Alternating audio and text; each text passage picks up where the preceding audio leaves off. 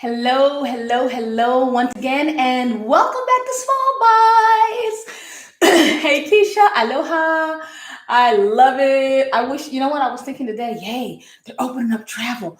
Maybe I'll go and see Keisha, a friend of mine who's working in Hawaii. I can't remember which island, but she posted about some beautiful beach, and I thought, ooh, I want to go. Bye bye. Double backs. All right. Anyway, welcome back. As I wait for a couple of more people, I do want to do a gratitude shout out at the beginning. I love doing that. This week, I am extremely excited to announce that the world has a brand new driver, and his name is Swiss Chris on Bass. You can check him out. He does the intro to the podcast on Anchor and Spotify, and you are welcome to go and check his music out on Instagram.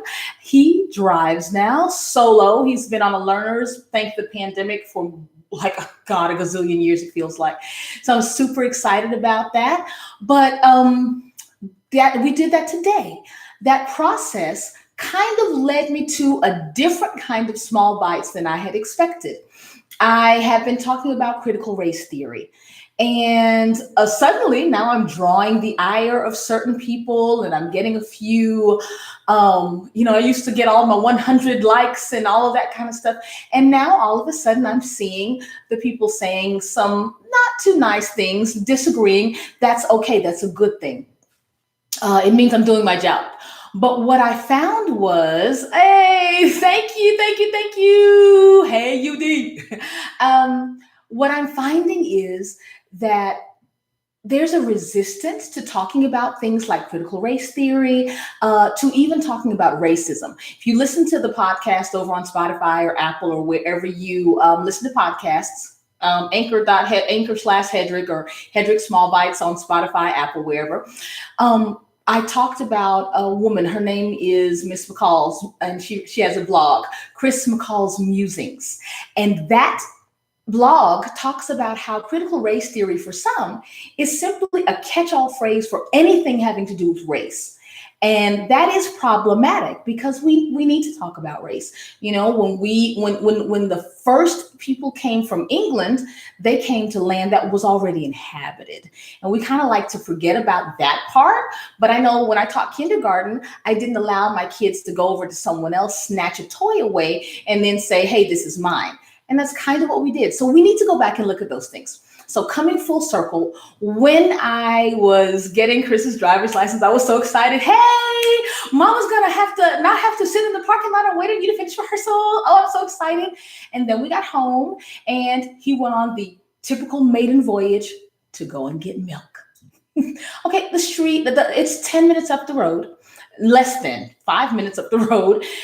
And he left, and I took a video. I was super excited. Go, what are you gonna do, son? And got my video, and I watched him drive away and remembered my mommy's heart when he was a little boy, the first time he was in his walker moving away from mommy. And then I got in the house and I got teary because I realized that systems are not these big things. Yes, they are education, and they are healthcare, and they are prison systems. They are all of the things that make up our country's governing systems, our country's education. They're the things that make up any community. They're systems of interacting. But the systems come down to the one. And so while I talk about systemic inequities, there are systemic inequities, and there are race-based systemic inequities that have to do with a pecking order that we have in this country. Those systems say white and male is at the top of that pecking order. And that is something that many times we find America's not racist. You can call it what you want. There's a pecking order. There is a pecking order. And until we make sure that everybody has the same representation and access as the people at the top of the pecking order, then we are always going to have a struggle. So as we go back and look and see who has been disadvantaged, those people are generally non-white. So the other thing is there are also economic factors in play, but there is an anti-Black racism all over the world. There in every culture. The lighter skinned people are valued or prized more. You see it throughout media in Asia, in South America, in black movies and black filmmakers.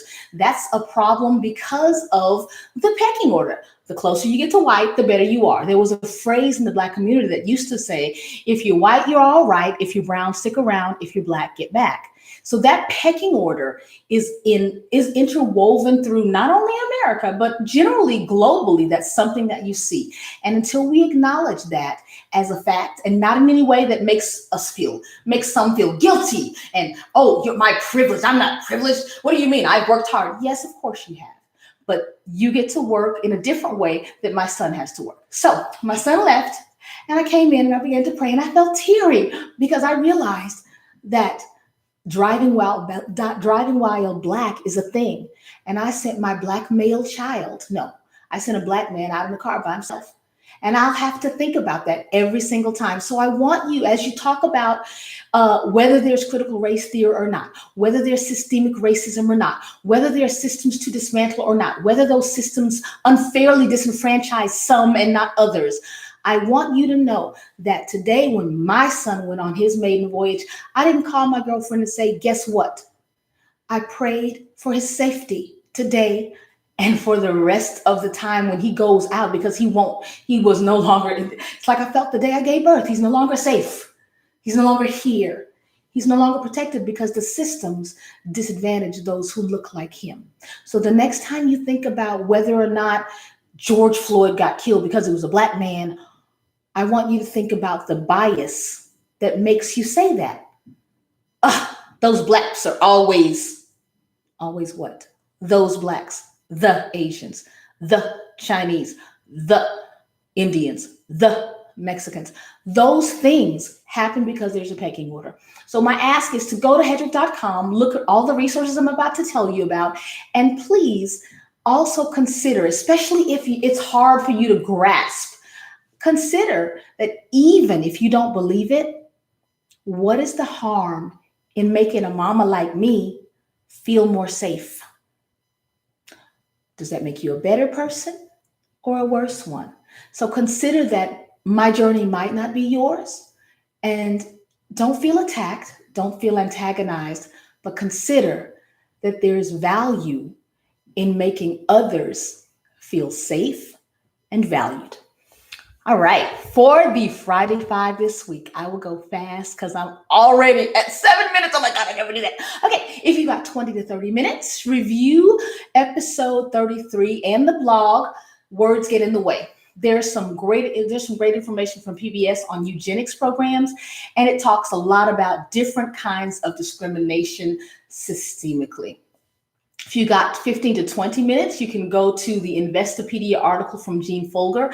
And I want you to kind of think about the kinds of systems that prevent home ownership and wealth building in minority communities.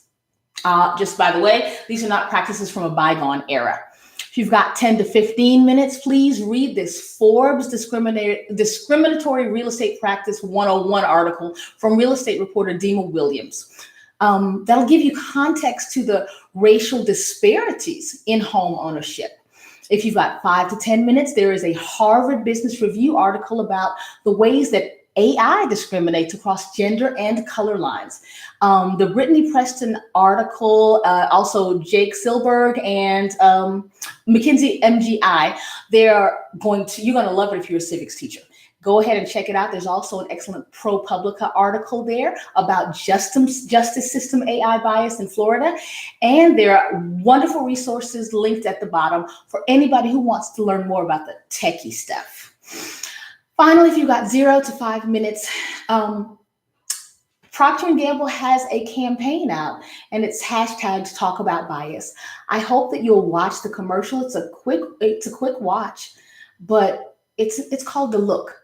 And you'll get to see what it feels like. There are no words, but what it might feel like for people who look like me, my son, and some of my friends. All right, everybody. Thank you so much for coming. This is the wrap up for the vlog on Sunday. Monday morning, you'll actually get the wrap up of the podcast on critical race theory, where I'll kind of weave the last few bits in. I hope that you will check me out on hedrick.com. Like, follow, leave a comment. I would love to interact with you here. And remember, small bites. Eat an elephant, one small bite at a time. Thanks again for joining. Hey, Tracy. Bye, everybody. I will see you all next week on Small Bites for episode 50.